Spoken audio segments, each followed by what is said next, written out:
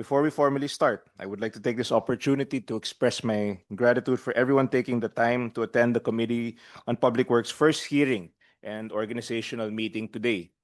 I would like to stress my commitment that during this humble representation's chairmanship of this committee, we will practice utmost diligence in delivering public service.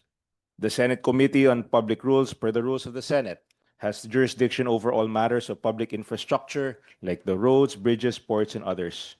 Gusto po nating klaruhin at bigyan diin na hindi sakop ng ating komite ang pag-aaproba ng mga proposed infrastructure projects. Kung hindi, tayo po ay nakafocus sa ating mandato na gumawa ng polisiya at batas ukol sa infrastruktura na mas magpapaginhawa at makakatulong sa ating mga kababayan. According to the Institute for Management and Development's 2025 World Competitive Ranking, the Philippines' infrastructure competitiveness is ranked 60 among 69 surveyed countries. Similarly, the Philippine Institute of Development Studies highlighted the country is also lagging in terms of tourism infrastructure compared to its Southeast Asian counterparts. Malinaw po sa mga datos na itong nahuhuli na ang ating bansa pagdating sa infrastruktura. Bilang isang developing country, lubang napakahalaga ng infrastruktura para sa pagunlad at paglago ng ating bansa at ekonomiya.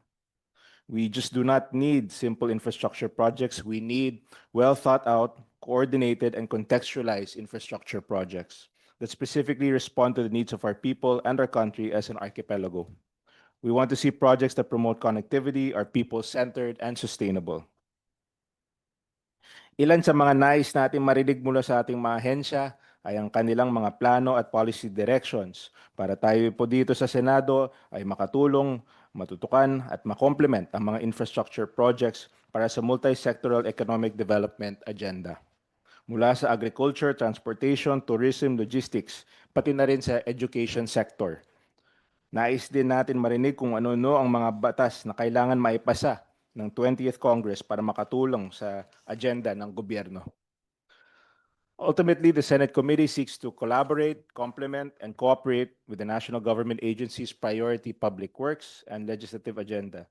Alam po natin vulnerable ang ating bansa sa natural calamities tulad ng lindol, bagyo, volcanic interruptions, at marami pang iba.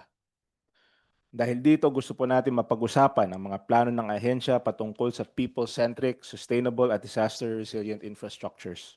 We sincerely want to have quality infrastructure that will last long and withstand natural disasters. With these concerns, alongside the current issues plaguing the department, I request that the DPWH give us a concise but comprehensive and transparent briefing of the current situation in the department and your plans to answer the demands of our people, not just the basic infrastructure, but the holistic infrastructure and public works agenda. Thank you very much. And before we proceed, may I ask the other senators if they have any opening statements?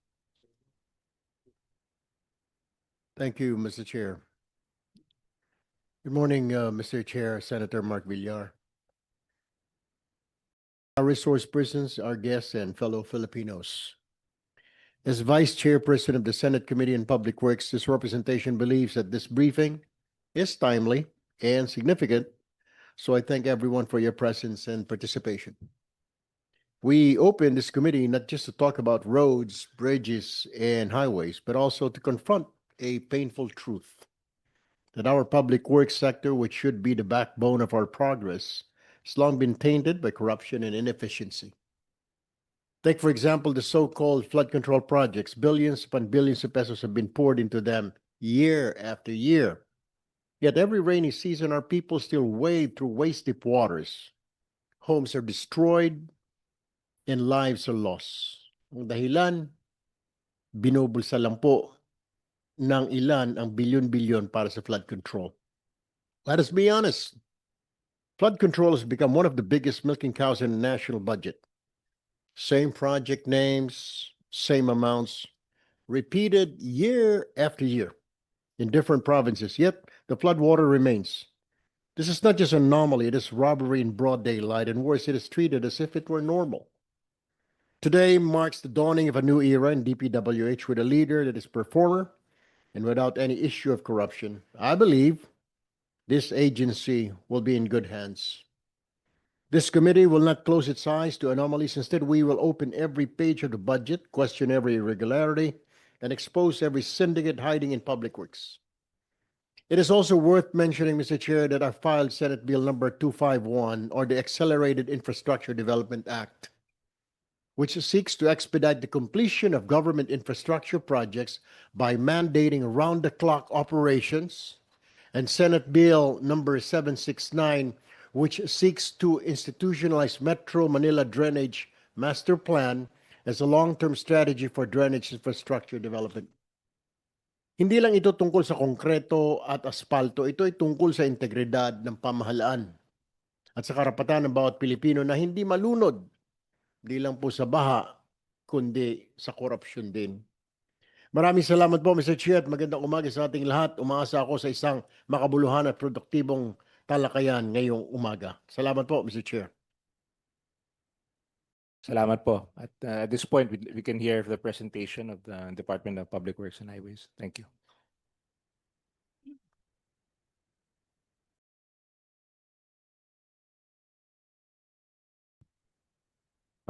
Chairperson, Senator Mark Villar, sir, and Vice Chairperson Senator Erwin Tulfo, sir. Good morning po.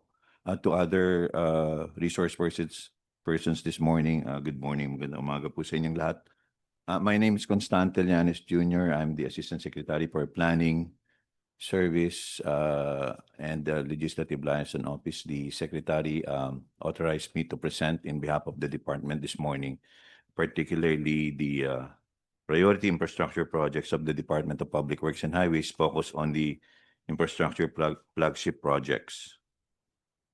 To start with, next slide, please. We have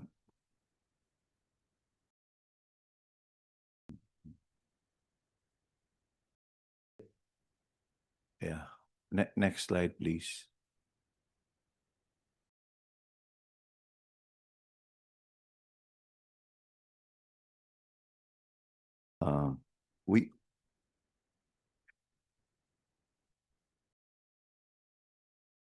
We have under the Department of Public Works and Highways, we have 74 projects under the infrastructure flagship program.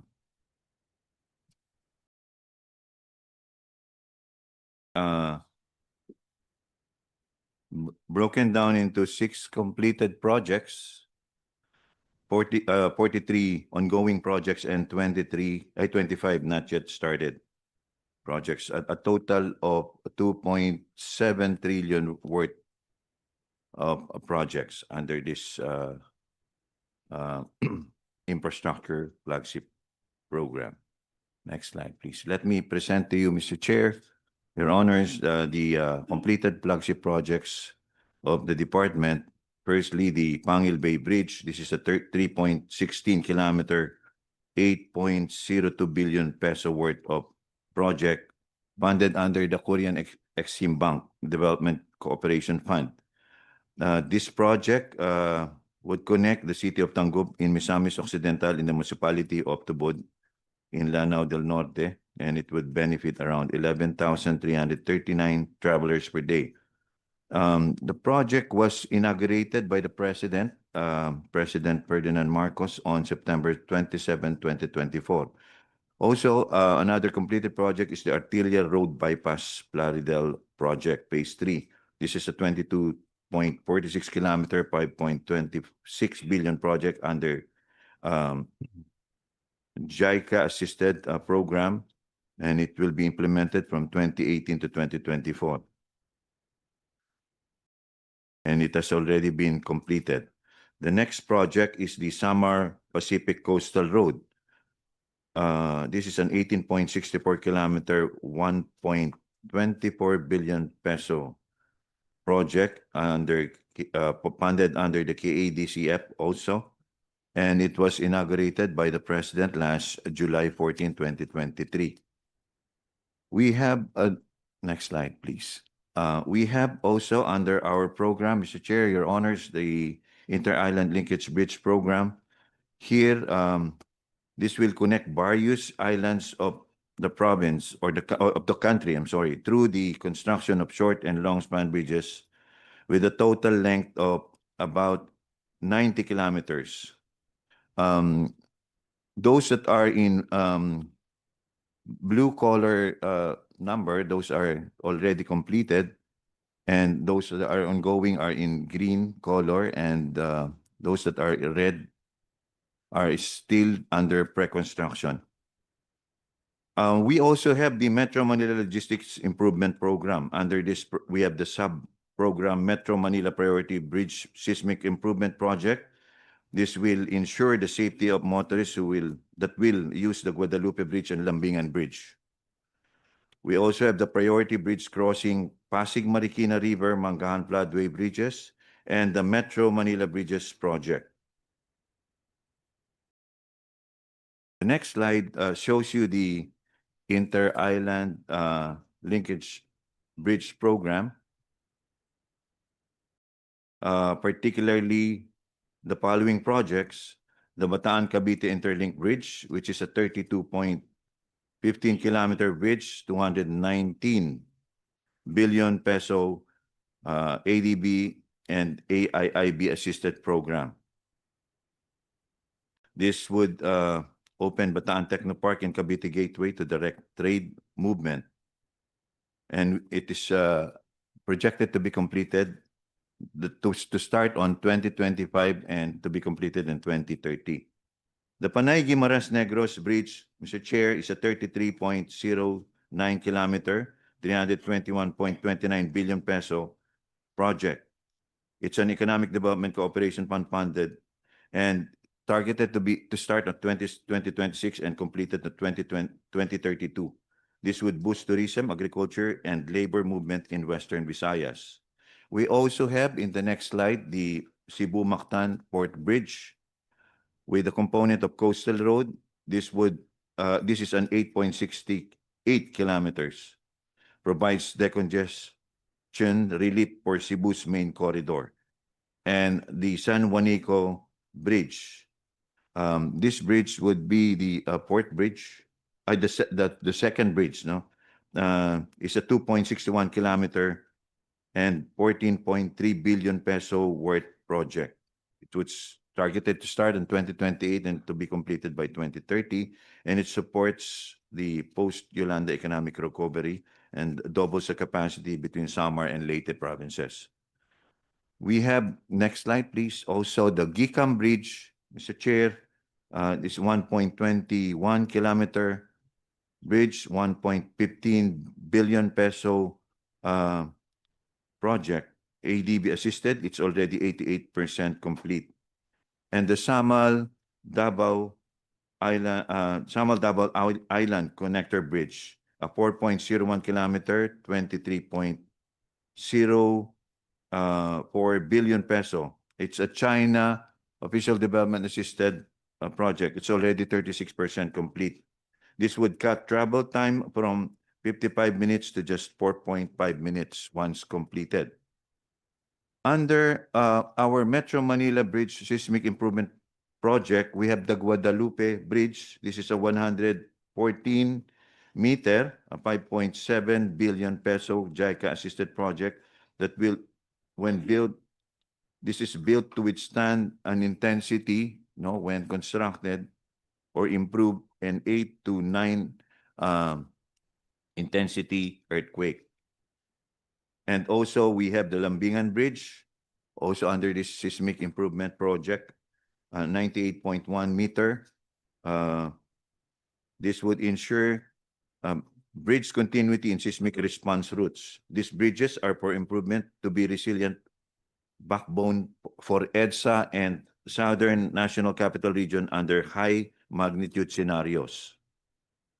Also, another program that we're pursuing, Mr. Chairman, is the Philippine, next slide, please, is the Philippine High Standard Highway Network Program.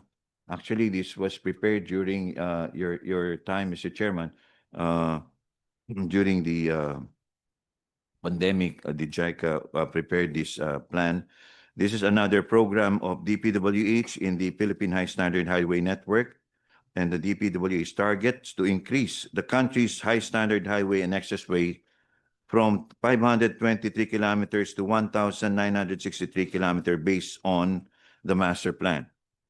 This high standard highway included in this the country's first ever long distance mountain tunnel in Davao City, which will be showed later on. Next slide, please. So this is the Davao City bypass. Is a 45.5 kilometers, 70.81 billion peso JICA assisted with Government of the Philippines Fund project. This would connect Panabo and Toril directly bypassing Davao urban congestion. And this is there will be a twin tunnel, and this will be the longest mountain road tunnels constructed in the country as far as the department is concerned. So we also have the Davao City Coastal Road, including Bukana Bridge project. It's a 16.9 kilometer and a 30.08 billion peso budget, funded under China Aid and for Bukana Bridge. And the Bukana Bridge is already 89.43% complete. The next slide shows, Mr. Chairman, the Luzon Spine Expressway Network Program, which involves the construction of 1,073 kilometers of expressways, high standard highways in Luzon. So if this would be completed, the travel time as projected in the study from Ilocos to Bicol will be reduced from 20 hours to 9 hours. Next slide, please. Under this, we have the Central Luzon Link Expressway Project, Phase 1, a 30-kilometer, 14.94 billion peso project. Following the PPP scheme in its implementation. This would shorten Tarlac City, Cabanatuan City travel time from 70 minutes to just 20 minutes.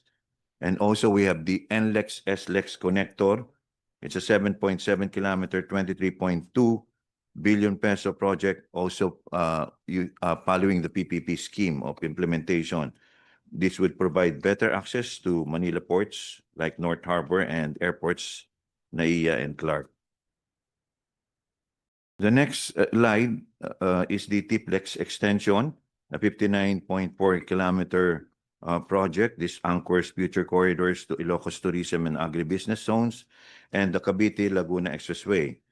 This would shorten Kawit-Binyan travel time from 2 hours to 45 minutes. We also have, next slide, please.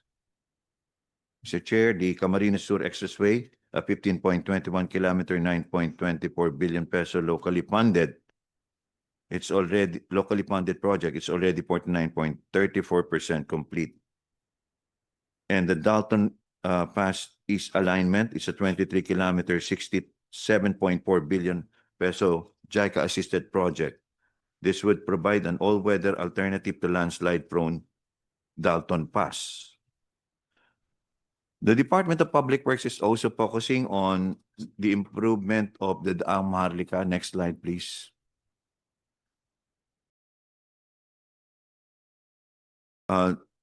This is one of our program, the Daang Maharlika Improvement Program, which involves the widening, reconstruction, rehabilitation, and upgrading of road sections and bridges along the 3,092 kilometer Daang Maharlika Highway, or otherwise known as the National Road 1.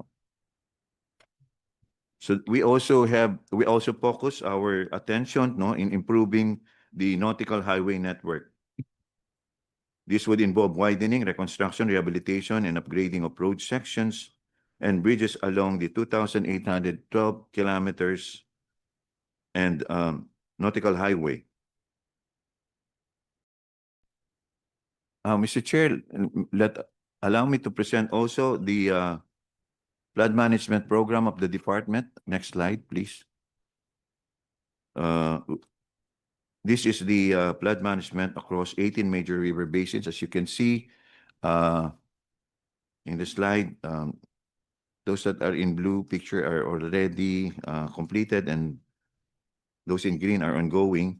So the coverage would be in Luzon, Cagayan, Abra, Agno, Pampanga, Pasig, Marikina. Visayas covers Panay, Halaur, Ilog, Hilabangan, and Mindanao. Would cover Agusan, Tagoloan, CDO, Cagayan de Oro, Davao, and Mindanao river basins.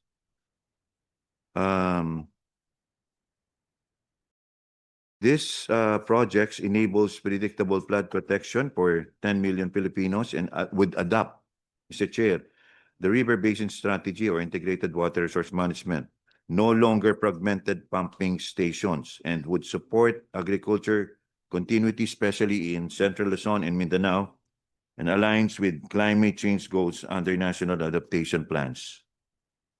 Let me show, Mr. Chair, the projects that we have completed. The next slide.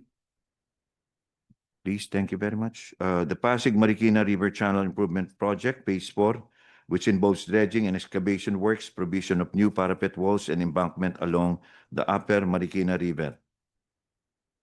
And we also have the integrated disaster risk reduction and climate change adaptation measures in the low-lying areas of Pampanga Bay, Stage 1. This would involve dredging of 38.5 kilometers, river widening of 14.9 kilometers, and slope protection.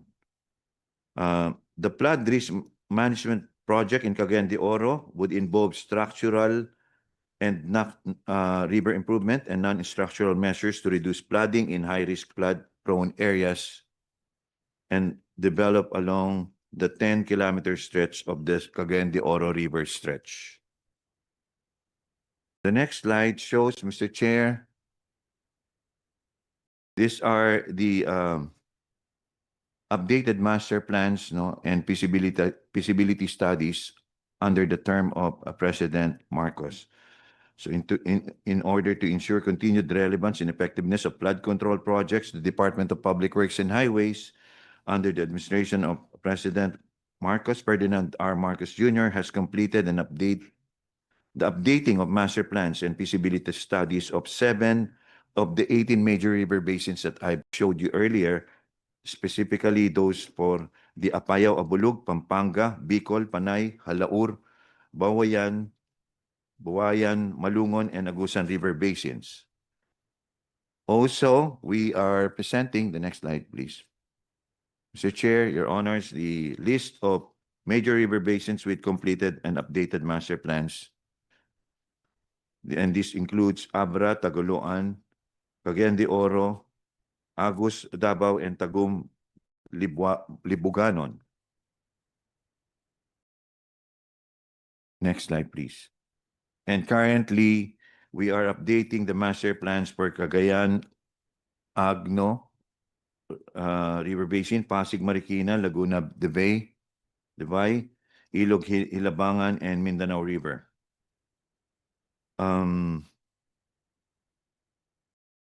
So the next and last slide, Mr. Chairman, Your Honors, presents the implementation challenges of the Department of Public Works and Highways. We have the following: the right-of-way issues, that delays arising from limited right-of-way budget allocation, site accessibility, the accessibility issues due to remote or difficult to reach areas, funding constraints, insufficient fund releases, which result to project cost escalation due to extended timelines, inflation, and environmental liabilities and unforeseen environmental constraints, and force majeure delays caused by unworkable conditions during natural disasters, and including adverse weathers, earthquakes, and floods. We also have, in addition to that, procurement issues. We have the lengthy bidding and negotiation processes and delays in mobilizing key consultants for the conduct of feasibility study, detailed engineering design, construction supervision, or contractors which collectively push back project implementation timelines. And Last is the sustainability, rising traffic volumes and vehicle overloading, leading to faster road deterioration and the need for more frequent rehabilitation and repairs. To the right side of the slide, Mr. Chairman, that presents to you the comparison of our request in the National Expenditure Program, the budget that we requested for these infrastructure flagship projects from 2023 to 2026, no, in terms of National Expenditure Program, and compared to the release, no, in terms of the General Appropriations Act approval. So as shown, no, for 2023, we have the 99.45 proposed in the NEP, the fund for IFPs, compared to the GAA's just 56.95%, at 95 billion, and that is 48% decrease. For 2024, we experienced a 45% decrease from 139.11 billion to 75.92 billion.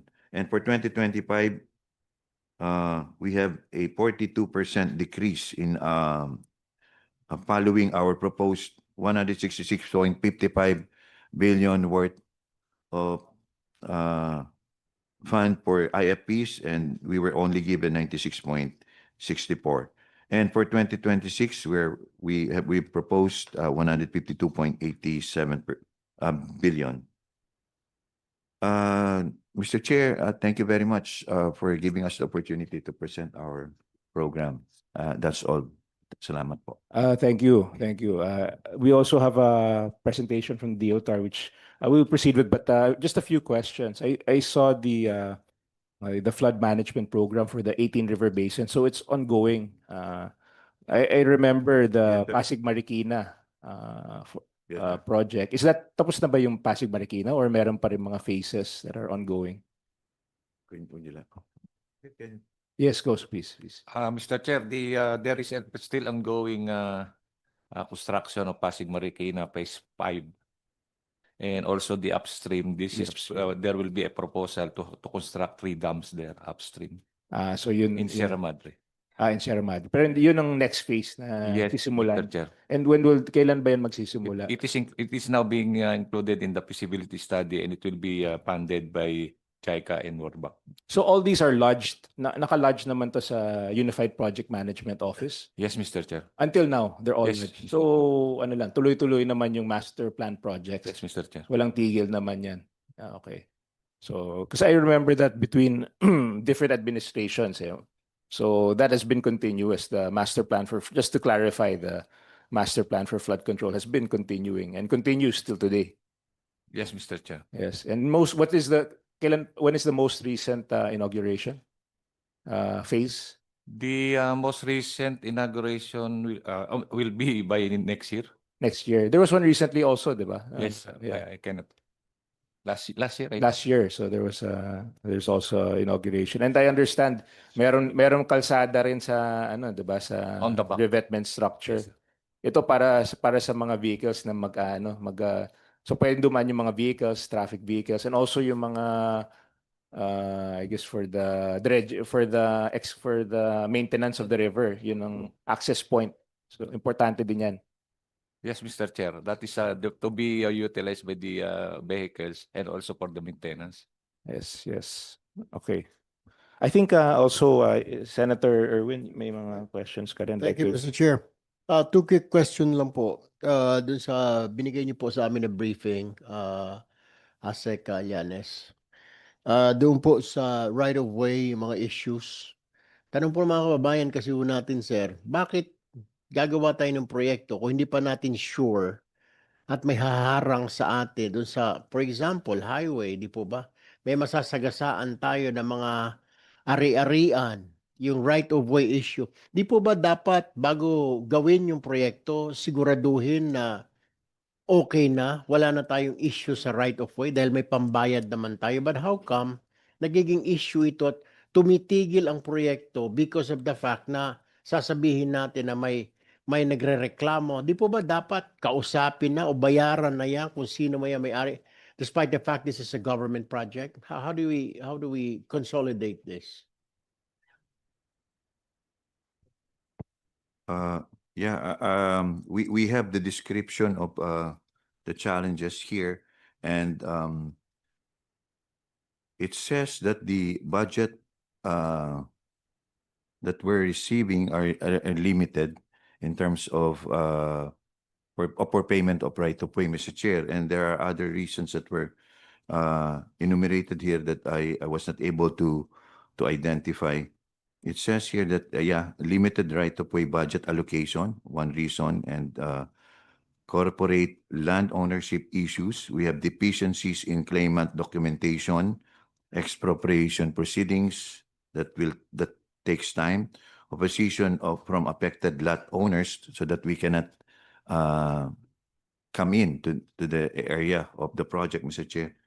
And pending permits, utility line obstructions, and resettlement of informal settlers. Those are the issues, Mr. Chair, that we encounter in. Kaya nga, for- Mr. Chair, Assistant Secretary Llanes, my question is, bago po natin gawin yung proyekto, di po ba gawin yung kalsada, what have you, bridge, di po ba? Hindi po ba pwedeng siguraduhin natin na wala ng problema para tuloy-tuloy yung trabaho natin? Kasi mamaya baka daanan natin lupa na ito, magrereklamo yung may-ari. Pagdating doon sa dulo, may problema na naman. Hindi po ba po pwede para dire-diretso yung, ito po nakikita ng problema ng mga kababayan ho natin na naantala yung project because of this right of way. Kasi nasabi ho ninyo kulang ang budget. Ang punto naman ho ng mga kababayan natin, dapat kinausap na muna natin, magkano bang gusto mo dyan? Ito lang pambayad namin. Hoy, ikaw, susunod na may-ari, dadaan kami dyan. Kailangan government project ito, priority project. Di po ba dapat kinakausap na po muna lahat yan para dire-diretso po? Kasi naantala po Mr. Chair, Assistant Secretary Llanes. Yes, sir. We strongly agree with what you mentioned, Mr. Chair. Particularly for foreign assisted projects, that is actually the principle. In fact, these are the requirements of the foreign funding institutions, Mr. Chair, that you have to come up with the resettlement action plan, for example, and you have to compute everything and identify the payables before you proceed with the project, and that's a requirement, a matter of requirement. So all of this has to be taken care of and cleared first. But if we lack enough funds to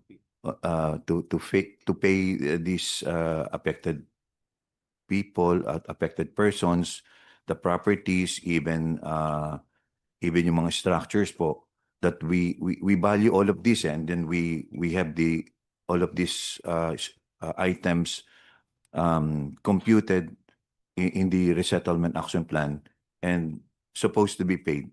But if we lack the fund to pay them, then that could be a reason for delay, Mr. Chair. Mr. Chair, I have, I'm sorry, this will just be quick. Mamaya na lang po siguro, Mr. Chair, siguro sa second round of questioning, I have to further discuss regarding this right-of-way issue. Pero mapunta lang po tayo. Meron po kaming natalisod na tulay dito po sa may Quinta, sa may Quiapo.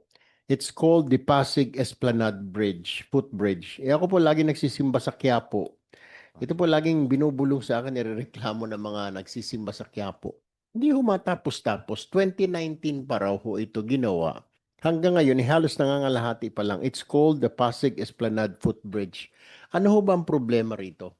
Is it kulang po ang pondo? Sinasabi naman, overpriced na nga daw po Mas mahal pa ito dun sa in-inaugurate ng dating Pangulo na Binondo Intramuros Bridge. Ito, walkway lang po ito para sa mga tao na parang 2 lanes lang na kalsada papunta doon sa kabila from Quinta Market going po doon sa may LRT, sa may ferry station sa kabila sa Loton, pero hindi na po matapos-tapos. Ano raw po ba ang dahilan bakit hindi po matapos-tapos itong tulay na ito hanggang ngayon?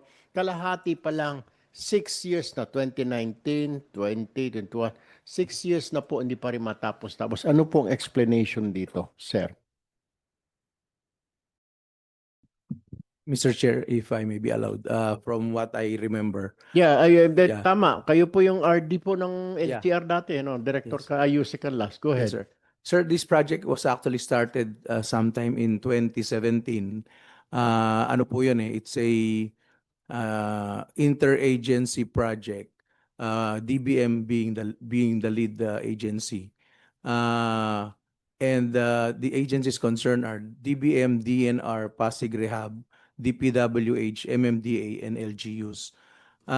The project was actually conceptualized in 2017. It was bid out and started in 2018. And one of the components of that project is the bridge that you were referring to, Mr. Chair. And it was supposed to be a composition of several components. But the bridge component was started in 2018, but because of some issues then where there is a geotechnical study made which showed failure in the original alignment. So when that was addressed and a different alignment was followed, the phase 1 of the project started, and the phase 1 was actually completed. The components of the phase 1 are, if I remember correctly, are the construction of the piers, no? And that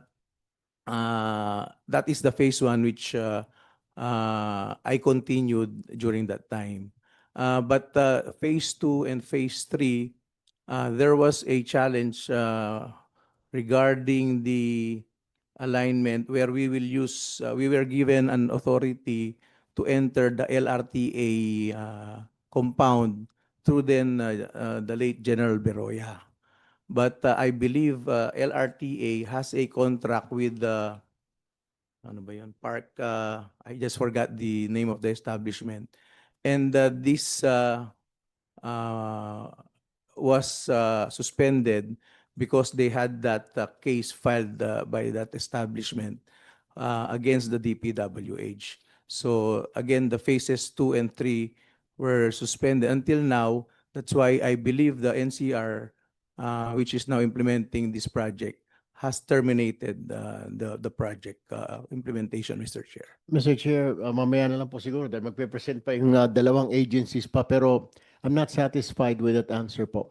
You guys, gagawa po kayo ng tulay, tapos sinasabi nyo may problema sa planning. Di po ba dapat pag gumawa po ng isang tulay, ang DPW sigurado, di po ba? I mean, tapos sasabihin mo may adjustment. How can you adjust kung gumagawa na po kayo? Dapat doon pa lang po sa planning, nakaplano na po, di ba? Gaano kalalim, ano mga materyales, may tatamaan ba tayo doon sa kabila? This is what I was saying, right of way. Kumukontra ngayon yung LRTA, di ba? Sinasabi nila, hindi raw po pwede. Sinasabi niyo yung ganun, yung ferry station sa Loton. Isa na lahat po na ito, naisip na ho natin bago tayo gumawa ng tulay o kalsada, di po ba?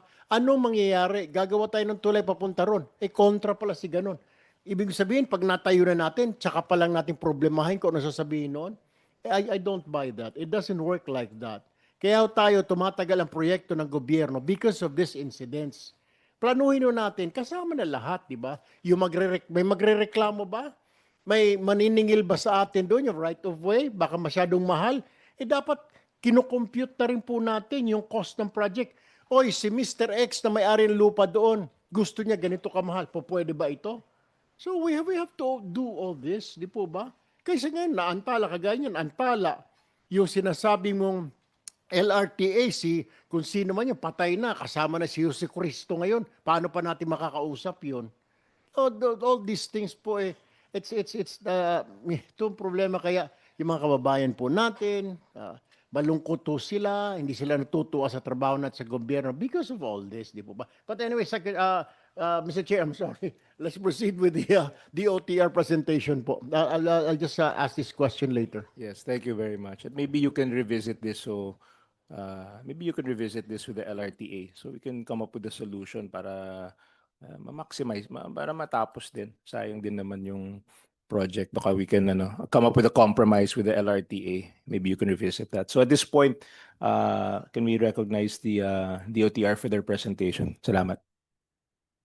Mr. Chairman, Senator Mark Villar, Mr. Vice Chairman, Senator Erwin Tulfo, magandang umaga po.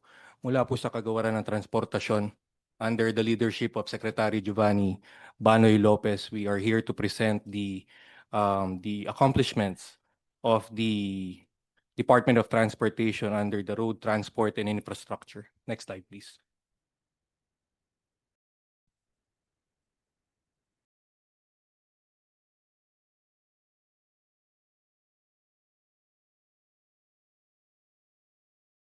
We start off with the locally funded projects. Next slide, please. One of the priorities of the department and considered a flagship project is the EDSA busway system. It aims to significantly improve the bus services along EDSA by cutting travel time between the Mall of Asia to Monumento from the 2 to 3 hours to 1.5 hours. It also aims to operate more efficiently by reducing the number of buses from 3,342 units prior to the pandemic to 500 units through the use of the dedicated median bus lane, which will minimize service interruptions compared to the former curbside setup. The EDSA busway project is now under rehabilitation with regard to the bus stops. We recently procured 4 stations for rehabilitation. We also will reconstruct the Kamuning footbridge, and we will replace it with a modern footbridge to be installed in Kamuning footbridge with an elevator and even a walkway that is accessible for PWDs. The inauguration of the SM North EDSA busway concourse station, the groundbreaking as well of as mentioned, the rehabilitation of phase 1. We also are in the middle of the design and build of the new EDSA busway stations, procurement of security and janitorial services. We likewise installed and supplied bus timers.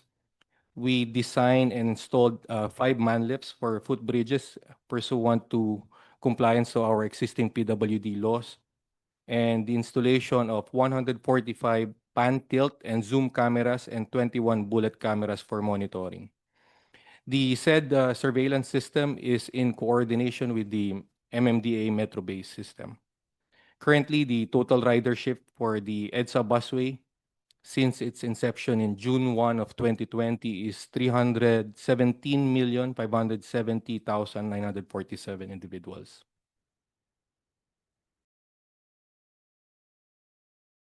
Here are the 2025 EDSA busway project key accomplishment as seen in pictures.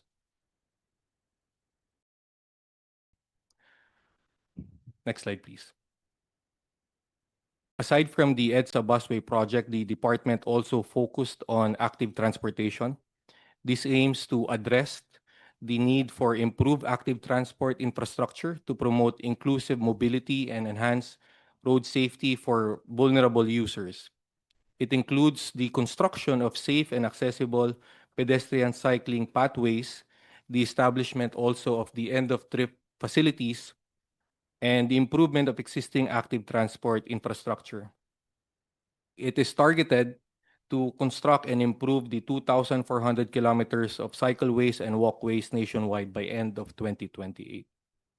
By investing in dedicated and high-quality infrastructure for walking and cycling, the department aims to encourage the adoption of sustainable transportation modes, alleviate traffic congestion, improve air quality, and foster a safer and more inclusive environment for all road users. Next slide, please. Part of the 2025 accomplishments of the Active Transportation Project Management Office is the Muntinlupa Road Safety Park.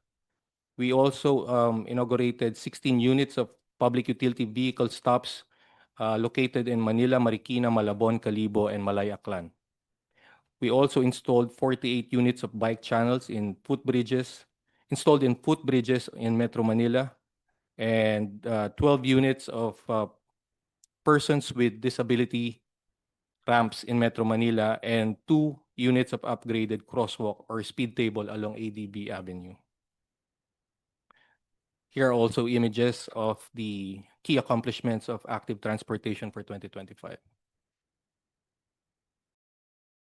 We now proceed with the foreign assisted projects of the road transport and infrastructure, mainly focusing on the Cebu Bus Rapid Transit and the Davao Public Transport Modernization Project.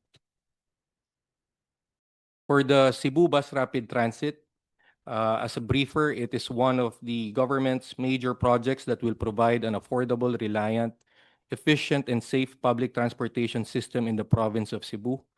The project will be the first bus rapid transit that will mimic the golden standards as seen in Curitiba, Brazil, and in Bogota, Colombia.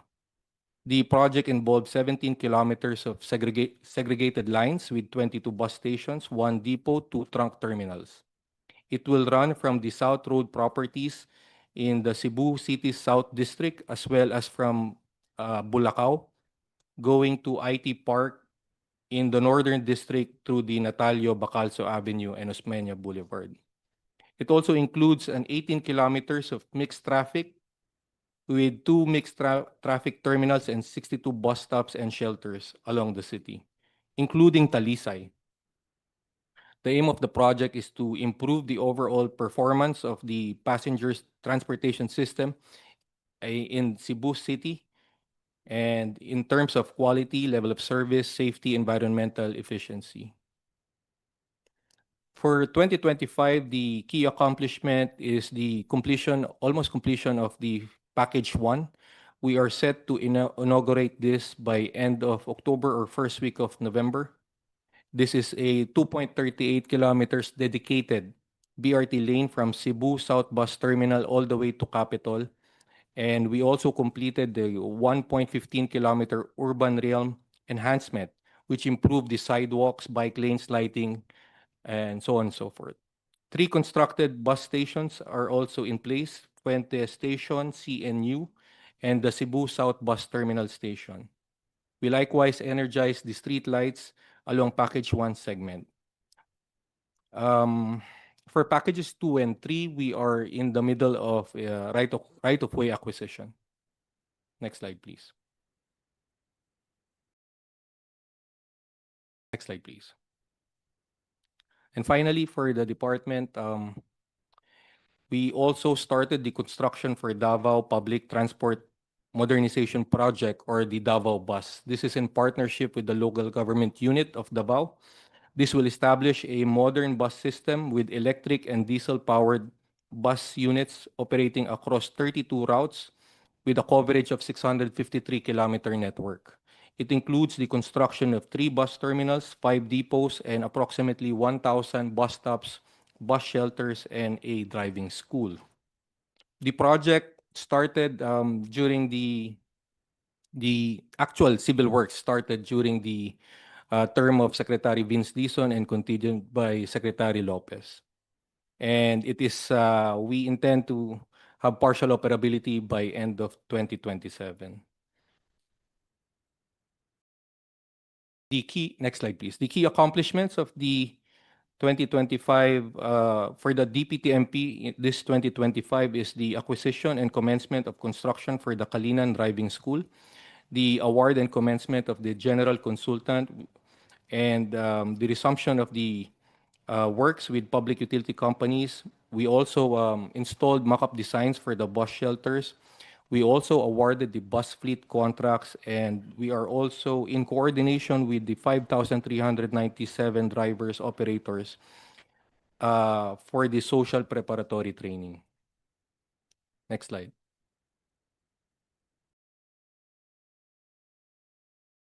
Next slide, please. Very briefly, this is not actually a hard infrastructure, but it's considered a soft infra. We also launched this year the Love Bus program as mandated by the President during the State of the Nation address. There are two existing routes per the biggest islands in the country, Manila, Visayas, and Davao. And we intend to increase the routes for public consumption next year should we have funding for it. The concept is that it is free from 6 to 9 in the morning and 5 to 8 in the evening, and all day for PWDs. That will be all for the road transport and infrastructure, Mr. Chair. I'd like to turn it over to our rail sector, ASEC Macabolos. Mr. Chair, if you would please, I would like to ask the DOTR. Yung hong busway natin, napapansin lang ho natin na parang wala pong time limit pag dumating po yung isang bus sa bus stop. Minsan 10 minutes siya doon. Yung mga ibang bus, nagkaka-traffic tuloy dahil nag-aantay pa ho siya. Hindi ba natin pwedeng gawin na 2 minutes ka lang, lumarga ka na dyan. Lumayas ka na dyan dahil may mga nakapila sa likod mo. Ang problema ho, umaabot to, lalo na pag hindi rush hour. Yun ho ang problema. Ang haba, 5-6 na bus, lalo na sa gabi, nakapila ho na ganon. May magagawa ba or are you doing something about it already to correct that issue? Tama po, Mr. Chair. We also noticed that, sir, when we assumed office in February. In fact, sir, sa Monumento po, yung bus bunching natin, sir, it sometimes exceeds 10 units, 10 bus units. So what the department did is we installed timers, sir, and they are given 1 minute po to fetch passengers. And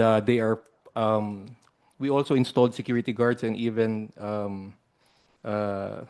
SAIC personnel, sir, para po after 1 minute, we will ask them to move to the next station. 24 hours po ba yung busway natin, Mr. Chair? Yes, sir. Okay. Number 2, napapansin ko din ho dahil papadaan ho tayo dito sa gilid, sa labas. Pagbabaho ng pasahero, nagdidelikado kasi paano pag may biglang dumadaan, yung mga exempted po, ambulansya, biglang. Di kaya baka pagbaba niya sa bus, matamaan siya ng ambulansya dumadaan or mga bombero or what have you, mga sasakyan na pwedeng dumaan dyan sa busway. Wala ako napapansin na para nagbabantay. Baka pwede ho natin lagyan ng enforcer dyan, 24 hours din, o ng miyembro po ng SAIC. Just to, safety bawat istasyon po para hindi na magdedelikado yung mga bababa na pasahero. Kasi wala po, lalo sa gabi. May mga nakita po ako, nag-text pagbaba, hindi na tumitingin. May dumaan po na ambulansya, ewan ko, nakailaw lang, hindi na nagwawangwang. Baka madisgrasya. Pwede ho ba natin gawa ng paraan po yun? Opo, we fully agree, Mr. Chair. Kailangan po tuloy-tuloy po yung enforcement natin, especially now that yun nga 24/7 po yung operations natin.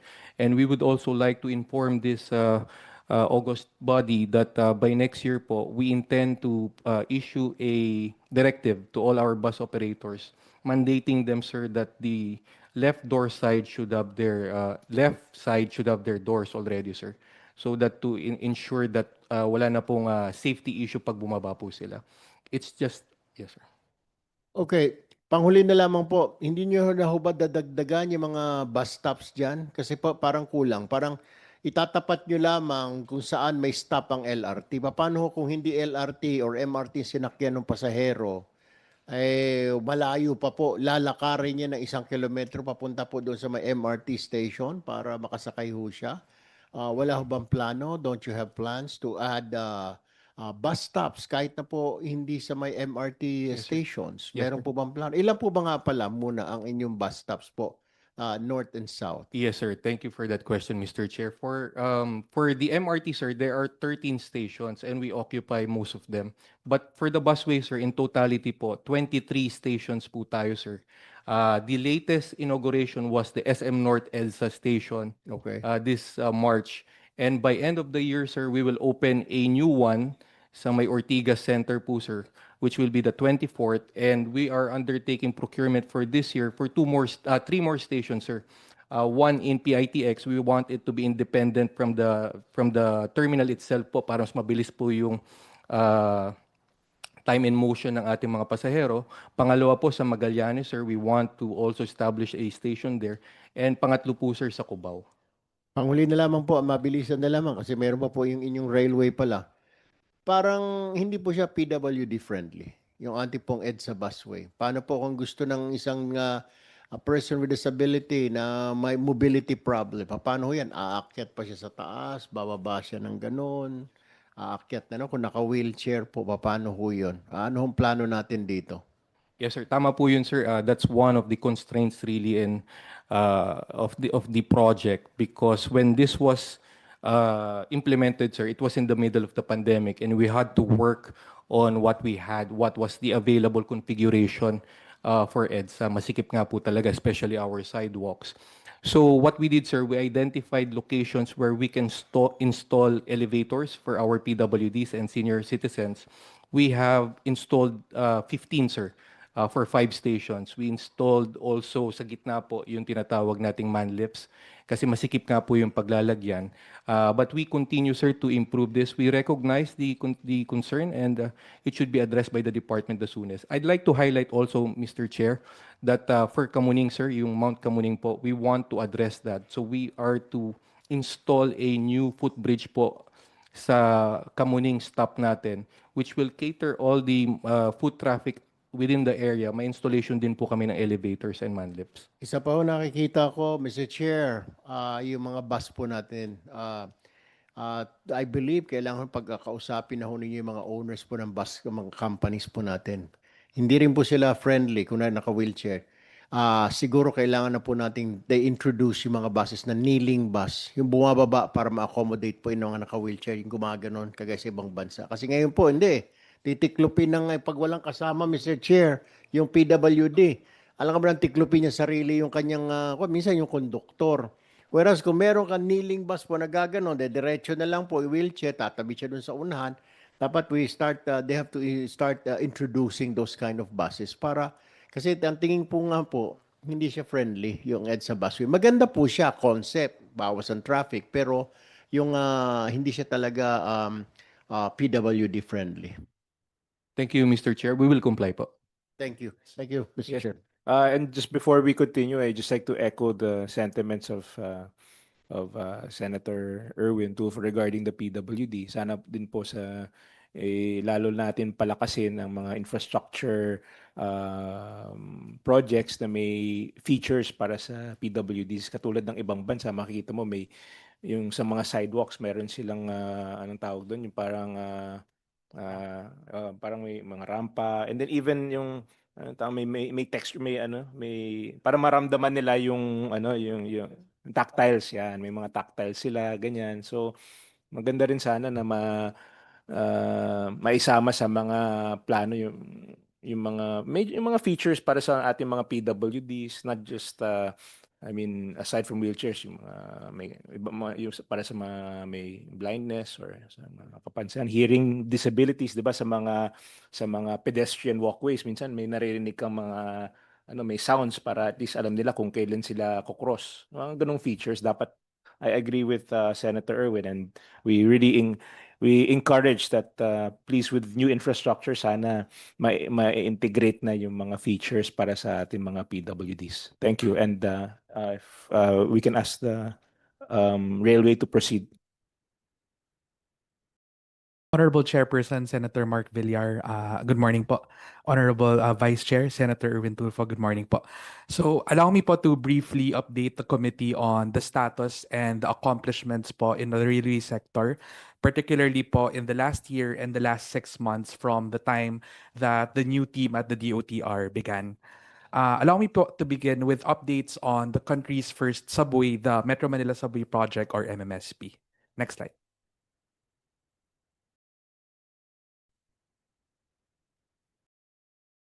Okay.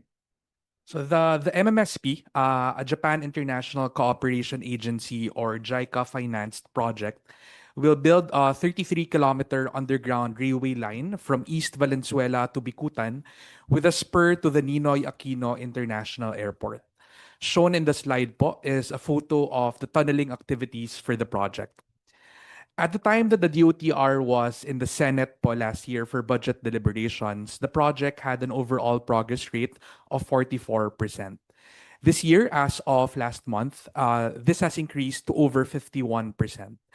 The increase in the progress rate of the project can be seen in physical accomplishments, both at the station construction and tunneling components of the project. Next slide. At the top of the screen po, you would see photos showing the basement level 3 of the North Avenue station and an aerial shot of the Quezon Avenue station. The North Avenue station, which is our most advanced station for the subway, has reached a progress rate of 61.9%, up from 51.3% last year. Quezon Avenue station had the most significant jump in terms of progress, a 25.7% increase in just 1 year. On tunneling po, we have more than doubled its length of tunnels from 1.63 kilometers in August 2024 to 3.41 kilometers in August 2025. Shown po on the bottom left portion of the screen is the tunnel between the depot in East Valenzuela and the Quirino Highway Station, which as of last month has a tunneling progress rate of 55.3%.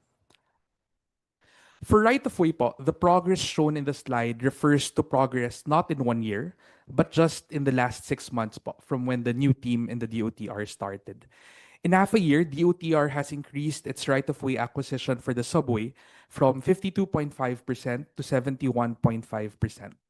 Further, through the leadership of our former secretary, Secretary Dizon, and our current secretary, Secretary Banoy Lopez, we have resolved some of the most critical right-of-way issues that were pending for the last 4 to 5 years. And this includes po the issues at the Ortigas Avenue station. So in the bottom right photo po, just in his first week as acting secretary, Secretary Lopez led the demolition works at the Ortigas Avenue station, which was made possible through the cooperation of the local government unit of Pasig. We now move on po to the biggest infrastructure project in Philippine history, the JICA and the Asian Development Bank or ADB financed North-South Commuter Rail or NSCR. The NSCR is a 147-kilometer railway line connecting Region 3 in the north, National Capital Region in the middle, and Region 4A in the south. Shown in the screen is a photo of the Balagtas station, which has a 97% completion rate and will be part of the first partial operation segment of the NSCR from West Valenzuela to Malolos in December 2027. In the last year, the NSCR has progressed by a further 11% in construction progress from 22 to 33% and now has an overall progress rate of 58%. The increase in progress of the project can be seen in physical accomplishments in the construction of the stations, the viaduct, and depots for the project. Next slide. At the top of the screen, you will see photos po of the NSCR's Malolos and Giginto stations, including details on their progress just in the last year. Notably, Malolos station had a jump in progress from 54.5% in August of last year to 78% as of last month, while the progress at Giginto station is now close to 82%. Viaduct construction has also increased from 44 kilometers to close to 54 kilometers, leaving just less than 30 kilometers left to be constructed for our first 2 partial operation segments from West Valenzuela to Malolos and Malolos to Clark. On right-of-way po, the numbers on the bottom right portion of the screen reflects progress again just in the last 6 months, with significant increase in terms of acquisition, particularly at the Malolos to Clark segment, from 67% in February to 78% as of last month. Shown po further in the bottom right photos would be demolition activities just last September 18 from Bicutan to Muntinlupa until Laguna po, led by our secretary. Next project po is the hybrid JICA financed and PPP financed LRT1 Cavite extension. This project, when completed, will add 11 kilometers and 8 stations to the existing LRT1 and will connect it from Baclaran all the way to Cavite. Shown on the screen po is a photo of the LRT1 PITX station, which is one of the 5 stations completed last year. Next slide. Package 1 of the project with 5 new stations, the Redemptorist Asiana Station, MIA Road Station, PITX Station, Ninoy Aquino Avenue Station, and Dr. Stanton Station was inaugurated by the President on November 15, 2024 and opened to the public for commercial operations in the following day. After the opening of Package 1, the average daily ridership increased from around 350,000 in October 2024 to around 430,000 as of June 2025, an increase of 80,000 passengers per day. Now, in order to properly serve the increased ridership, the deployment of the JICA-financed fourth generation light rail vehicles, or LRVs, has also increased from 19 operational train sets in August 2024 to 28 in August 2025. Next is MRT-7 po, a 24-kilometer rail PPP project with 14 stations that will connect North Avenue in Quezon City to San Jose del Monte, Bulacan. Construction progress for the project has increased from 72% in August of 2024 to 81% as of last month. Shown in the screen po is Batasan Station with the highest progress rate, currently more than 99%. Partial operations for the first 12 stations from North Avenue to Quirino will commence in 2027, while full operations all the way to Bulacan is targeted in the following year. Station works for the partial operation segment is nearing full completion na po. So as of July 31, apart from the Batasan Station, the following are stations with the highest progress. Mindanao Avenue Station, which is more than 99% from last year's 71%. Manggahan currently at 96 from last year's 93. And Regalado already at 98% complete from last year's 81.5. Rolling stock testing for MRT-7 has officially started in August, providing commuters with a glimpse of the upcoming partial operations of the railway line in 2027. That's it po for the railway sector, Mr. Chair. Thank you. Yes, Mr. Chair, thank you very much. Unahin ko na po muna yung ating subway, Mr. Chair. Kailan po ang target completion po nito? Mr. Chair, the current target completion po of the subway is currently at 2032, but we are pushing it po to move a year earlier, 2031. 2031. Yes, Mr. And Chair. right now it's 2025, so 6 years pa. All right, that line from North Avenue going po to San Jose del Monte, Bulacan, what will that be accomplished? MRT-7 po, we are set for partial operations for the first 12 stations in 2027 hanggang Quirino Highway po yun. And yung all the way to Bulacan, last 2 stations po by 2028. And then yung ating pong North-South Railway going po to Central Luzon, kailan po ito? Mr. Chair, we have 2 partial operation segments po. First is Valenzuela, West Valenzuela to Malolos, and we'll start operations by December 2027. Second partial operations po is all the way to Clark. That's in 4th quarter of 2028. And then the full line na po from Clark in the north to Calamba in the south is targeted po in 2032. 2032. All right. Regarding just recently, naipasa po namin yung Right-of-Way Act and binawasan yung depth para sa subway, yung para sa right-of-way. Anong magiging effect ng batas sa pag-implement ng subway program? Mr. Chair, nagpapasalamat po kami to you specifically po, Mr. Chair, as the sponsor of that bill. And malaki po ang may tutulong ng new Right-of-Way Act sa right-of-way acquisition for the subway, particularly po yung subterranean acquisition natin for the tunnels and even the stations.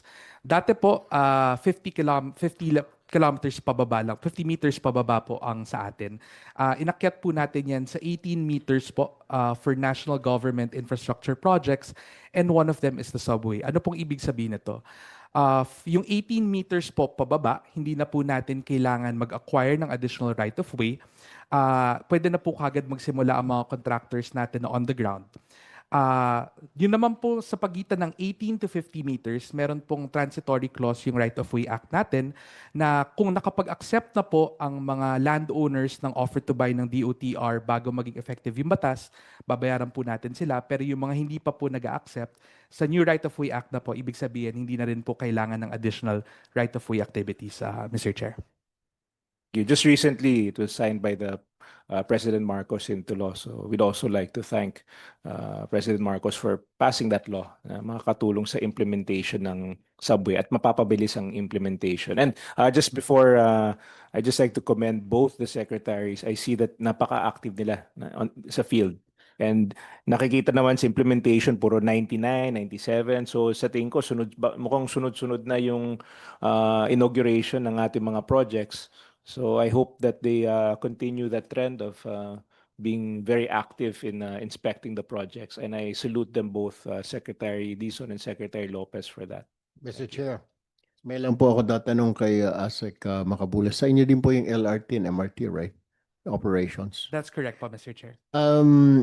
Pwede po ba na yung ating LRT, MRT, parang buwan-buwan ho laging sira, may diferensya, parang normal na ho yata yun.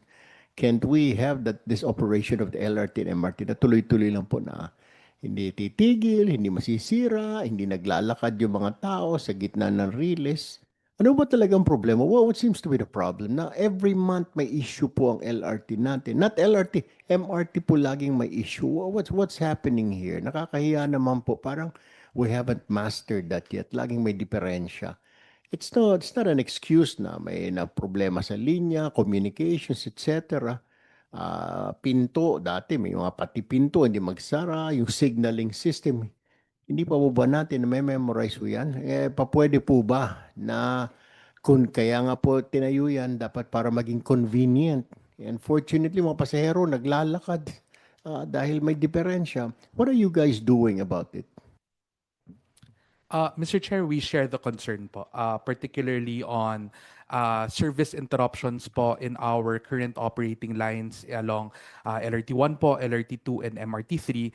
And one of the reasons po for these service interruptions is nagkakaedad na po yung mga current operational lines natin na tinayo pa po from the 1980s, for example, yung LRT1, 1990s po yung MRT3, and 2000s po yung LRT2. Kung kaya't naman po ay pinaplano na po ang pagpa-privatize or PPP po ng ng LRT2 po at ng MRT3 po, kagaya ng ginawa po sa LRT1 noong 2014 kasama po ang LRMC. Sa PPP po na pinaplano, kasama po ang rehabilitation ng existing line para po masaayos yung mga nagkakaedad na po ng mga linya at mga assets ng trains para po ma-address yung mga service interruptions natin. And aside from that, we intend to cover din po yung operations and maintenance to be covered po by the private sector instead of government, Mr. Chair. Mr. Chair, I believe you also have to take in consideration po na yung mga pasahero po natin, marami po mga senior citizens. Ay kita ho natin, minsan yung escalator po hindi ho gumagana. Elevators, minsan pagka haba-haba po ng pila.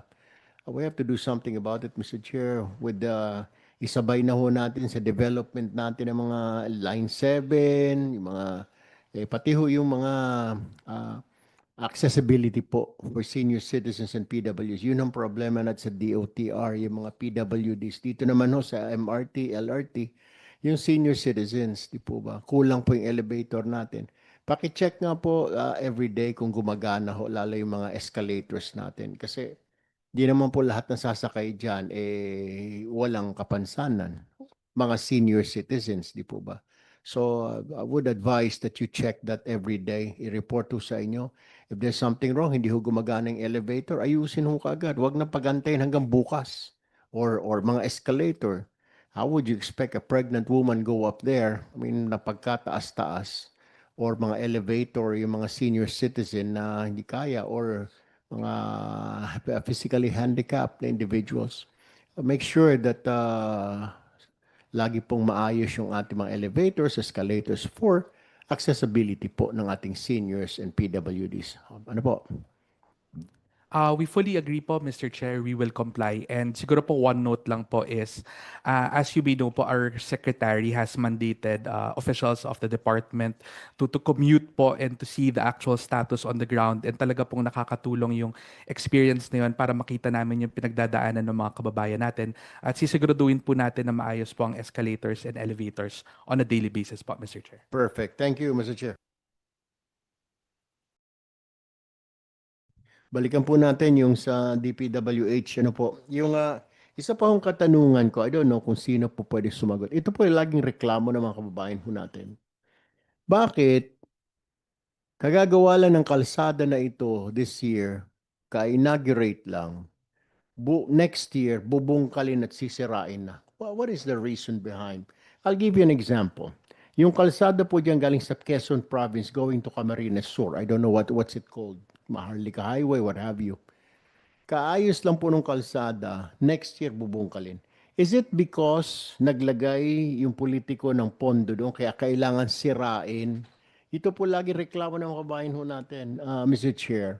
Ang ayos-ayos pa ho nito, Sen, binungkal na naman ngayong taon na ito. Sabi ko, baka may nilagay lang dyan yung telepono, yung linya ng tubig.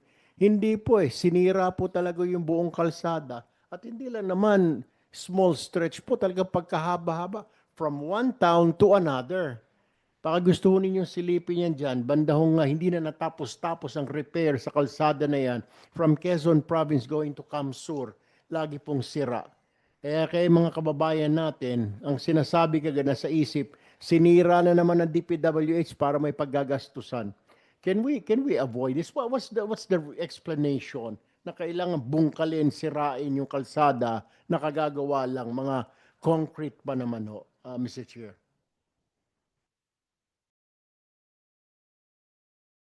Mr. Chair, sir, good morning again, sir. Sir, in principle, kasi sir, if the project was completed, for example, it has a parang warranty period eh. Let me start with that. So that yung warranty period niya is about 5 years. 2 years. 2 years asphalt and 5 years sa cement. Mr. Chair, yung sinasabi yun yung nakikita ko ay substandard. Yun ang problema doon. Kaya sira na kaagad pag dinaanan ng mga truck. Yun po ba ang isang dahilan doon? Kasi kung sinasabi mo na warranty period po is 5 years, dapat 5 years po siya, di ba? At kaya yung mga trailer truck, 16-wheeler, dumaan, di po ba? Is this correct, Mr. Chair? Mr. Chairman. Go ahead, Asek. Go ahead. I'm addressing it to you. Yes, sir. Opo, in principle po, dapat po ganun kasi talaga dahil is nasa part ng system yon na yung yung structure should have a warranty period. Ngayon, kung Mr. Chair, if the observation is okay pa yung structurally stable pa siya and then hindi ho dapat talagang bungkalin pa dahil kasi sir, in the system, dapat na pumapasok dun sa system yun eh. Meron kaming tinatawag na road bridge information application system that we're using so that this system, yung road condition, monitors the condition of the road. We are managing something like 35,525 kilometers of national road system. These are all supposed to be in the system so that you would know more or less the condition of each and every section. So the application or the program would identify what intervention should be done on a yearly basis. You could even program it as far as 5 years or even so that you would know the intervention. So yung observation na yun, Mr. Chair, should not be should not be happening. I mean, kung okay pa siya kasi hindi siya dapat mabigyan ng fund in the first place, Mr. Mr. Chair, Asek, Yes, sir. hindi lang po ako nakapag-observe dito kahit lahat ng tao na nanonood ho sa atin, na-experience po nila. Biglang maayos yung kalsada, kagagawa lang, bubungkalin na next year. Hindi pa naman crack, wala pa naman sira, concrete po siya. Hindi lang po dito sa Luzon, pati po dito po sa Palawan, kung saan po I grew up in Palawan, I represent the Mimaropa area. Lagi pong ganon, pagbayikuan. Is it because ang tingin tuloy ng mga tao, para may kumita, kasi pinondohan na naman ng Congress, ng Senate, hindi naman ho alam siguro ng APRO natin or what, na sira na pala yun o na hindi pa sira. Paulit-ulit ho yung parang systemic na ho, yung kagagawa lang, sisirain naman next year. Kagagawa lang, or at least sirain man lang yung isang portion siguro na may butas, pero hindi yung entire stretch from one town to another, 5 kilometers po. Nasasayang ho yung pondo. Yun po yung sinasabi ng mga kababayan natin. Isa pa pong issue, Dito po, dito sa may Cavite na lamang po, sa Region 4. Bago yung kalsada, pero yung mga poste ng ilaw nasa gitna. So naglagay ka ng additional lane. Ano ho yun? Para paradahan ng sakyan. You go there. Pupunta po na Nasugbo. Makikita nyo po dyan, yung mga bayan dyan. May bago po. Dati 2 lanes na. Naging 4 na. Ang problema po, doon sa naiwan naman sa gitna ng kalsada, yung mga poste. So paano mo po magagamit yung bagong lane kung may mga poste ng ilaw? Saan ho ang problema doon? Sa implementation ba? Walang coordination between DPWH and the LGU or the power companies at hindi po naalis? Pasyalan niyo po yan dyan sa may Cavite. Napakadami po niya. Nasa gitna yung poste ng ilaw. Hindi na po inurong. So useless din po yung paggawa ng additional na lane. Ngayon sinasabi doon sa proyekto, 4-lane highway. Maganda ho eh. Pagdating mo, magmiminor ka kasi meron pong poste ng ilaw, poste ng ilaw, poste ng... Hindi po magamit yung bagong lanes. Ganon din po sa mga probinsya. Paano ho ito? Paano ho natin kaya mariresolve itong issue na? Doon pa lang po, sayang na naman yung pondo. Sige po, Yusek Canlas. With your permission, Mr. Chair and the Honorable Senator Tulfo, admittedly, totoo po yan. Kahapon po, kaninang madaling araw, natapos po yung plenary hearing namin sa budget sa House. At isa po yan na sana discuss. Nagkaroon po kasi ng ibang hindi parehas na interpretation yung NEA at yung mga cooperatives nila. Sila po kasi ang may capacity or expertise nung paglipat. Kahapon po napagkasunduan na isasama na po sa special provision ng GA of 2026 na yung pera po for that relocation po ng mga poste ililipat na lang po sa NEA or National Electrification Administration para sila na po ang mandated na mag-transfer ng mga ganong poste. Lagi hong ganun eh. Matagal na hong practice. Mabuti, nasilip ngayon. Isa pa hong issue na lang, Mr. Chair, if you'd allow me. Kagagawa lang po ng kalsada dito sa mga city. Uso ho ito dito sa Metro Manila. Kagagawa lang ho itong kalsada. Maya-maya makikita mo nagbubungkal yung PLDT. Maya-maya nagbubungkal yung Manila. Maya-maya Manila Water. Hindi mo na maintindihan. Binubungkal. So sira na naman. Bubutasin na naman. Yung issues po nito, bakit di po munang pag-aralan bago gawin yung kalsada? Kunwari NCR, yung NCR director natin ng DP.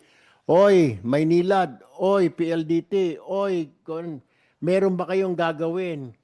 Bungkalin nyo na ito kasi gagawin namin. Kasi sir, kagagawa lang ng kalsada, huhukayin. Mabuti sana kung sinisemento ulit ng mga companies ito. Hindi. Tatakpan lang nila ng lupa ulit. Yan pangit na tignan at di ho maganda. Kailangan siguro, kausapin ninyo, mag-usap-usap naman kayo, parang awa nyo na, kayo mga ahensya, Public Works, Manila Water, lahat yung utility companies. Gagawin namin ito, baka meron kayong gawin, ha? Baka pwedeng tirahin yun ito. Can't you do that? Sige po. With the permission of the Chair and the Honorable Senator Tulfo, totoo po yan. Kaya po, very recently, nagkaroon po kami ng meeting with all the stakeholders po dito sa bagay na to. At nakalabas po tayo ng bagong department order. Unang-una, dapat po yung 5-year plan ng iba't ibang, kunwari, ng DPWH, ng telco, ng utilities, power and water utilities na nagkakaalaman na po. At saka po nag-agree kami doon na wala silang sisirain na bagong constructed na kalsada. So lumabas na po yung department order na yon na addressing those issues. So enforceable na po siya this year, sir. Thank you. So, Mr. Chair, I have one last question. Dito naman po tayo sa MMDA. Kayo po nagbibigay ng permit, ano po? Lalo sa Metro Manila. Tama? Yes, Your Honor. Sir, applicable pa ba yung batas ninyo na kailangan tapusin itong project? At may instruction ng Pangulo, kung matatandaan ko, na gusto ng Pangulo trabahuin, tapusin ang proyekto overnight.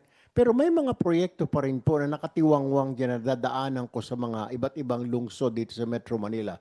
Na pagdating ho ng gabi talaga tumitigil. Bakit ho hindi tapusin 24-hour, 24/7?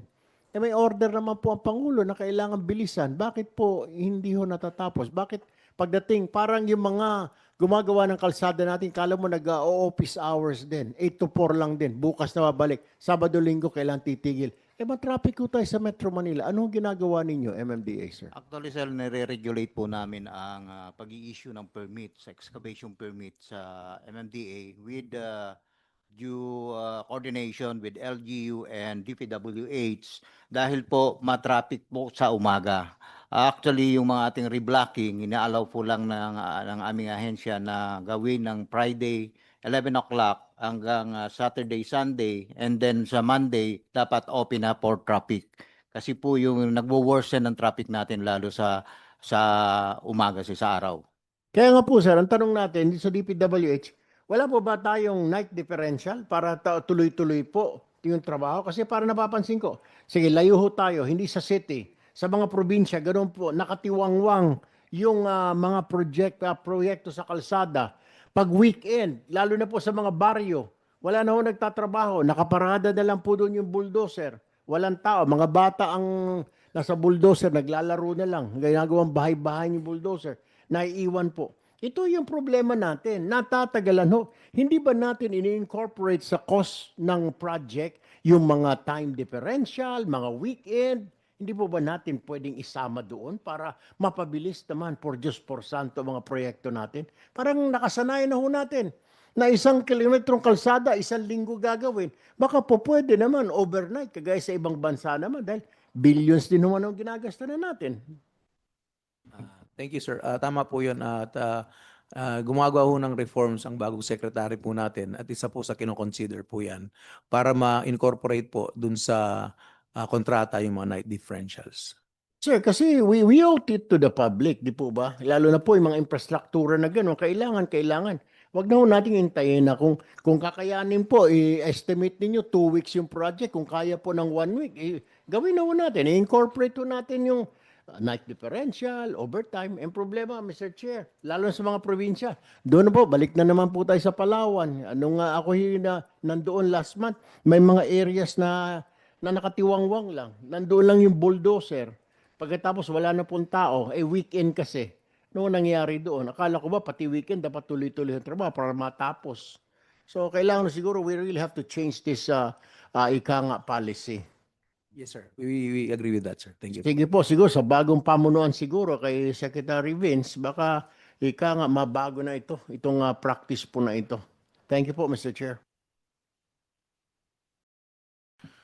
Thank you very much, and thank you to all our invited resource persons for your respective presentations. For the DepDev, in the interest of time, please submit to the committee your presentation and pertinent documents. Thank you. At this point, there are no further comments. Let me express again my heartfelt appreciation to all the resource persons that gave their valuable inputs for this briefing. With the approval of my colleagues and in consideration of the time allotted for this hearing, I would like to adjourn our hearing. With that, thank you very much.